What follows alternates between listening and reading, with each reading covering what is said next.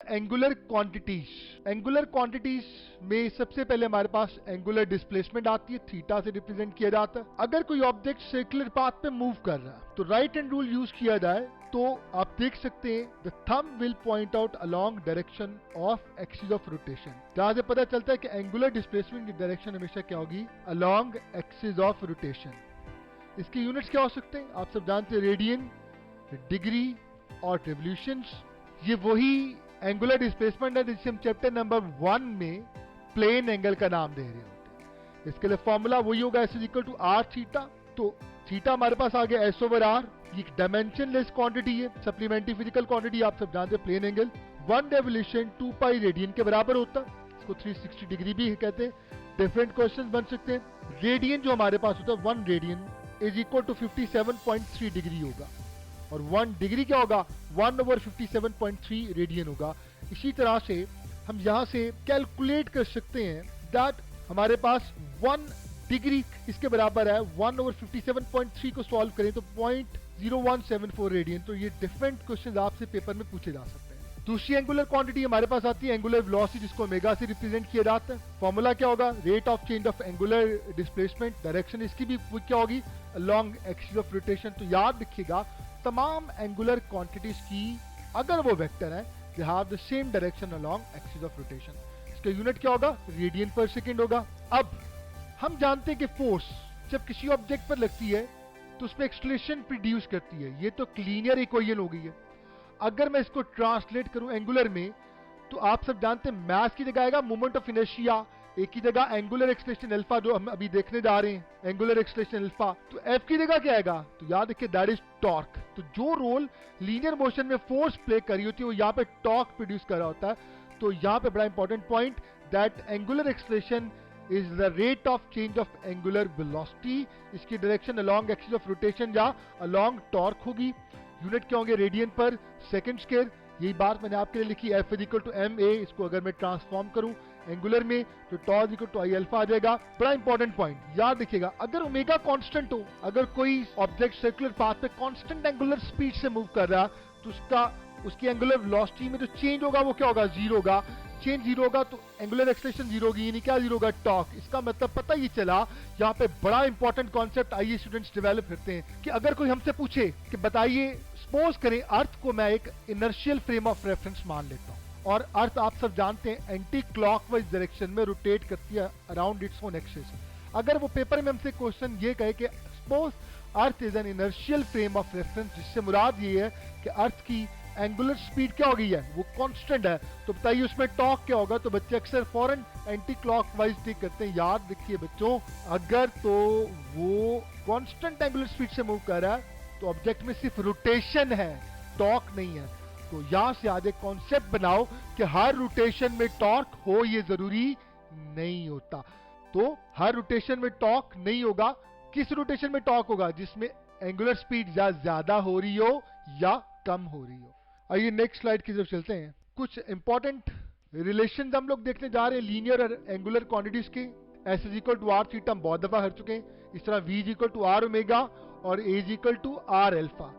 अब यहां पे इस इक्वेशन में ये जो A है ना, A is equal to R alpha, ये जो एक्सलेशन है ये कौन सी एक्सलेशन है, ये सेंटीपिटल एक्सलेशन नहीं है, बल्कि ये क्या है, rather it is tangential acceleration. ये टेंजेंशियल एक्सलेशन है जो अभी थोड़ी देर बाद मैं आपको इसको फिरवाऊंगा। या एक काम करते हैं, हम यहीं पर टेंजेंशियल एक्सलेशन वाला बड़ा इंपॉर्टेंट क्वेश्चन भी कर लेते हैं। ये बड़ा ही फेमस क्वेश्चन है, a turning point in the life of your concepts, which of the following accelerations basically responsible for the production of torque.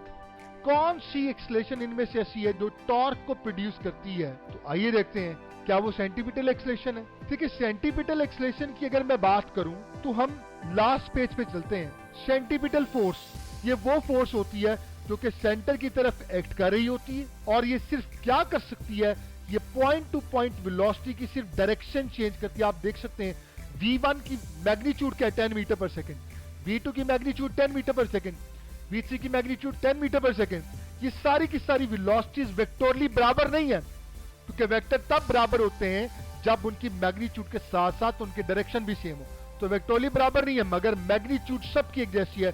तो पता चला सेंटीपिटल फोर्स सिर्फ और सिर्फ क्या कर सकती है, डायरेक्शन को चेंज कर सकते हैं वेलोसिटी के, और यहाँ पे जो एक्सेलरेशन पैदा होगी, सेंटीपिटल एक्सेलरेशन, वो इस v को ना ज्यादा कर सकती है ना कम कर सकती है। इसका मतलब v अगर हमारे पास यहाँ पे कांस्टेंट हो जाएगा तो मुझे यहाँ से ये चीज क्लियर होती है, इफ v इज कांस्टेंट और r तो पहले ही कांस्टेंट है तो ओमेगा भी क्या हो जाएगा, ओमेगा भी कांस्टेंट हो जाएगा। और अगर ओमेगा कांस्टेंट हो जाएगा, मैं आपको बता चुका हूं, हमने स्लाइड पे किया था, इससे पहले वाली स्लाइड पे, कि अगर ओमेगा कांस्टेंट हो जाएगा तो टॉर्क जीरो होगा, एंगुलर एक्सेलरेशन जीरो होगी। तो पता ही चला कि सेंटीपिटल एक्सेलरेशन ना तो एंगुलर एक्सेलरेशन को प्रोड्यूस कर सकती है ना ही टॉर्क को, तो ये तो बेस्ट ऑप्शन हो ही नहीं सकती। अब इन दोनों में टाई पड़ने वाला, टेंजेंशियल एक्सेलरेशन और एंगुलर एक्सेलरेशन। बच्चे क्या करते हैं, बच्चे अक्सर एंगुलर एक्सेलरेशन को टिक करते हैं क्योंकि tau is equal to I alpha से वो ये समझते हैं अल्फा जो है वो प्रोड्यूस होगा तो टॉर्क प्रोड्यूस होगा। तो यहाँ पे बड़ा अहम नुक्ता ये है जो आपने याद रखना है कि कीवर्ड है बेसिकली रिस्पॉन्सिबल फॉर।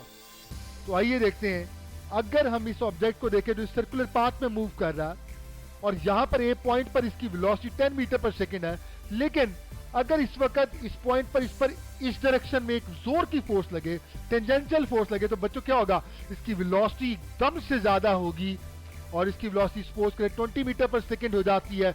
तो ये टेंजेंशियल फोर्स ने टेंजेंशियल एक्सेलरेशन पैदा की, जिसने क्या किया, v को चेंज किया, v चेंज हुआ तो ओमेगा चेंज हुआ, ओमेगा चेंज हुआ तो अल्फा पैदा हुआ, यानी क्या पैदा हुआ, टॉर्क। तो पता ये चला कि टॉर्क को प्रोड्यूस करने के लिए बुनियादी तौर पे जो बेस्ट ऑप्शन है that is tangential acceleration. So centripetal force can not produce torque because it only changes direction of the velocity, not the magnitude. It means that centripetal acceleration cannot be held responsible for the production of torque. Now to produce torque, see the diagram. मैंने भी diagram आप सबके सामने explain कर दी, we have gone through this one। और हम देखते हैं when जब टेंजेंशियल फोर्स लगती है x point A, then it increases magnitude of the velocity from say 10 meter per second to 20 meter per second। Omega increase किया, omega का change zero नहीं होगा, अल्फा जीरो नहीं होगा, टॉर्क जीरो नहीं होगा। तो इसका मतलब we can simply say that tangential acceleration is basically possible for the production of torque. Student ये एक छोटा सा पॉइंट था, मैं चाह रहा था कि आपको यहीं पे बता दूं। तो आई होप कि आप लोगों को यहाँ पे इस टेंजेंशियल एक्सेलरेशन की अहमियत का बहुत अच्छी तरह अंदाजा हो चुका होगा। अब चूंकि हमारे पास बुनियादी तौर पे दो मोशन होती हैं, एक ट्रांसलेशनल मोशन, एक रोटेशनल मोशन, तो हम लोग ये इक्वेशन ऑफ मोशन जो कि हम लोग ट्रांसलेशनल मोशन या लीनियर इक्वेशन जिनको कहते हैं, उसको हम ट्रांसफॉर्म कर सकते हैं एंगुलर फॉर्म में। तो v की जगह आप ओमेगा पुट कर दें, a की जगह आप अल्फा पुट कर दें, s की जगह आप थीटा पुट कर दें, then you can have all of these equation जो कि हमारी टेक्स्ट बुक में भी लिखी है। तो it's a very simple thing, we can do it by ourselves. तो इस तरह से डिफरेंट क्वेश्चन यहाँ से पूछे जा सकते हैं। Student I hope that you people have learned this one. Centripetal force का फॉर्मूला होता है हमारे पास mv square over r, v is equal to r omega put किया जाए तो इसको mr ओमेगा स्क्वायर भी लिखा जा सकता है। तो यहाँ पे क्वेश्चन सपोज करें मैं आपसे पूछता हूँ कि अगर रेडियस कांस्टेंट हो, मास भी वही हो, तो अगर मैं एंगुलर स्पीड को डबल कर दूं तो सेंटीपिटल फोर्स कितनी हो जाएगी, बिल्कुल सही, इट विल बिकम 4 टाइम्स। तो इस तरह के क्वेश्चंस हमें पेपर में पूछे जा सकते हैं, वेरी इंपॉर्टेंट क्वेश्चंस। स्टूडेंट्स आइए क्वेश्चन देखते हैं। An elevator is moving upward so that it moves with an acceleration of a is equal to 2g। What will be the real weight of a person of mass m in it. अब मजे की बात ये है, technical word उसने बोला real weight. देखिए real weight w is equal to mg होता, तो ये तो आप अगर निकालेंगे भी तो अपेरेंट वेट होगा, इसका मतलब जवाब क्या होगा, delta. Real weight w is equal to mg as neither m nor g are changing, so it means real weight will not change। Students इसके बाद कुछ छोटे छोटे टॉपिक देखते हैं। वेटलेसनेस इन सैटेलाइट, इन ग्रेविटी फ्री सिस्टम। आप सब जानते हैं क्योंकि जो सैटेलाइट्स होती हैं वो ग्रेविटी की वजह से रिवॉल्व कर रही होती है, उसकी एक्सेलरेशन g के बराबर होती है। अभी हमने इसका केस देखा था कि अगर कोई भी चीज़ एक्सेलरेशन g के बराबर हो, it this seems to be falling freely, तो उसमें क्या होगा, वेट जीरो हो जाएगा, अपेरेंट वेट, वेटलेसनेस आ जाएगी। तो इसको आप याद रखिएगा। ऑर्बिटल स्पीड का फॉर्मूला हमारे पास ये होता है। आर्टिफिशियल ग्रेविटी क्या है कि आप एक सैटेलाइट को उसी के एक्सिस के गिर्द रोटेट करवाते हैं with a certain frequency. Formula 1/2 pi under root gr, ये आपने याद रखना। जियोस्टेशनरी सैटेलाइट या ऑर्बिट, जियोस्टेशनरी सैटेलाइट किसको कहते हैं कि अगर कोई सैटेलाइट जमीन के अराउंड इस तरह से रिवॉल्व करे कि जमीन के साथ, जमीन की स्पिन मोशन के साथ वो सिंक्रोनाइज हो जाए और जमीन 24 घंटे में चक्कर कंप्लीट करे, वो भी 24 घंटे में, तो ऐसे लगेगा कि वो जमीन के लिहाज से स्टेशनरी है, क्योंकि रिलेटिव वेलोसिटी तो जीरो हो जाएगी। तो याद रखिएगा, फिर सैटेलाइट का टाइम पीरियड भी 24 आवर होगा, अर्थ का भी 24 आवर होगा।